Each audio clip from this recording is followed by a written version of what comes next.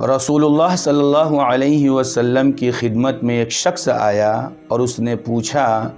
کہ مجھے بتا دیجئے کہ جب میں اپنے پروردگار سے مانگوں تو کس طرح عرض کروں اور کیا مانگوں؟ رسول اللہ صلی اللہ علیہ وسلم نے فرمایا کہ اپنے پروردگار سے یوں عرض کیا کرو: اللہم اغفر لی وارحمنی وعافنی وارزقنی،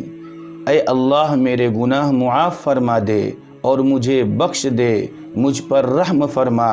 مجھے عافیت اور آرام و چین نصیب عطا فرما اور مجھے روزی عطا فرما۔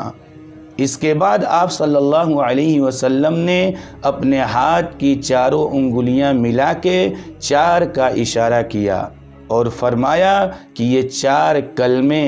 یعنی اس دعا کے اندر جو 4 کلمے ہیں، اللہم اغفر لی وارحمنی وعافنی وارزقنی، فرمایا کہ یہ 4 کلمے تیری دینی اور دنیاوی ساری ضرورتوں پر حاوی ہیں۔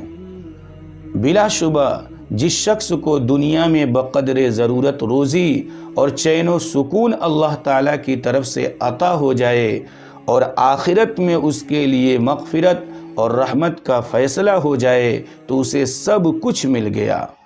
یہ دعا نہایت ہی جامع اور مختصر دعاؤں میں سے ہے۔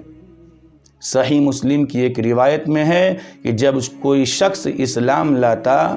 کلمہ پڑھتا، مسلمان ہوتا تو رسول اللہ صلی اللہ علیہ وسلم اس کو نماز کی تعلیم دیتے اور اس دعا کی تلقین فرماتے: اللہم اغفر لی وارحمنی واہدنی وعافنی وارزقنی۔